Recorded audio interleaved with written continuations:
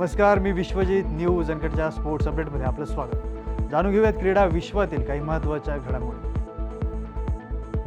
Captain Shreyas Iyer आणि नेहल वढेरा या जोडीने केलेल्या मॅच विनिंग खेळीच्या जोरावर पंजाब किंग्सनं IPLच्या 18व्या मोसमात इतिहास घडवला.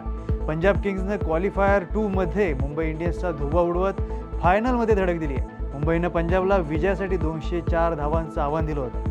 पंजाबनं हे आव्हान 19 ओव्हरमध्ये 5 विकेट्स गमावून पूर्ण केलं. या विजयासह पंजाबनं IPLच्या इतिहासात 2014 नंतर पहिल्यांदा तर एकूण दुसऱ्यांदा फायनलमध्ये प्रवेश केला. तर मुंबईचं या पराभवासह या हंगामातील आव्हान संपुष्टात आलं. इंग्लंडचा अनुभवी आणि स्टार फलंदाज जो रूट यानं त्याचा तडाखा कायम ठेवत वेस्ट इंडिज विरुद्धच्या दुसऱ्या एकदिवसीय सामन्यात शानदार शतक झळकावत इतिहास घडवला.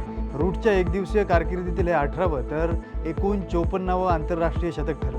रूटनं यासह टीम इंडियाचा माजी सलामीवीर शिखर धवनच्या 17 शतकांचा विक्रम मोडीत काढला. तर विंडीजचा दिग्गज माजी कर्णधार ब्रायन लारा याच्या 53 आंतरराष्ट्रीय शतकांचा रेकॉर्ड ब्रेक केला.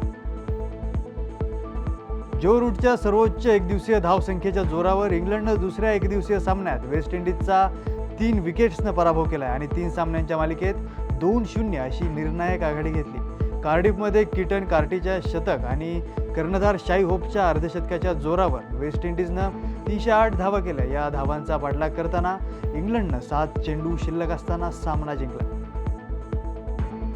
थायलंडमध्ये सुरू असलेल्या थायलंड ओपन इंटरनॅशनल स्पर्धेत हरियाणाच्या बॉक्सर नमन तंवरनं चिनी बॉक्सरचा 4-1 असा पराभव करून सुवर्णपदक जिंकलं. नमन तंवर हा 2018च्या राष्ट्रकुल स्पर्धेत भारताला पहिलं बॉक्सिंग पदक जिंकून देणारा बॉक्सर आहे. त्यानं 2012 मध्ये हा खेळ खेळायला सुरुवात केली, जेव्हा तो सुमारे 14 वर्षांचा होता.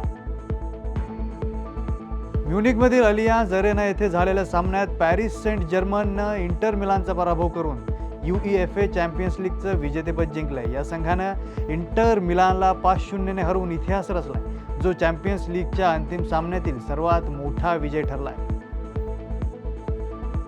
सध्या नॉर्वे बुद्धिबळ स्पर्धा सुरू आहे. काल स्पर्धेचा 6वा राऊंड पार पडला. यामध्ये भारताचा स्टार चेस खेळाडू आणि विश्वविजेता डी गुकेश यानं जागतिक क्रमवारीमध्ये पहिल्या स्थानावर असलेल्या मॅग्नस कार्लसन याला 6व्या राऊंडमध्ये पराभूत करून 3ऱ्या स्थानावर उडी मारली आहे.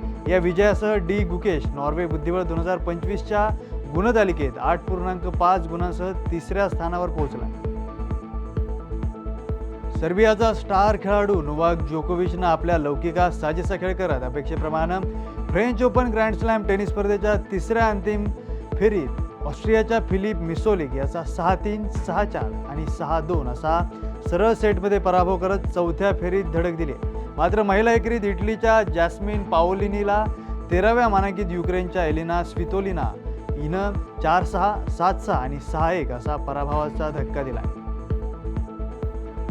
नुकत्याच झालेल्या मुसळधार पावसामुळे स्थगित करण्यात आलेली देवाभाऊ जिल्हा केसरी कुस्ती स्पर्धा 2025 आता येत्या 4 आणि 5 जून 2025 रोजी नियोजित वेळापत्रकानुसार पार पडणार आहे. भाजपचे प्रदेश सरचिटणीस तथा या स्पर्धेचे आयोजक अरुण मुंढे आणि जिल्हा तालीम संघाचे अध्यक्ष पैलवान वैभव लांडगे यांनी ही माहिती दिली आहे. या भव्य कुस्ती स्पर्धेचे आयोजन वंदे मातरम क्रीडा व सांस्कृतिक मंडळ यांच्या संयुक्त विद्यमाने खंडोमानगर शेवगाव येथील मैदानावर करण्यात आले.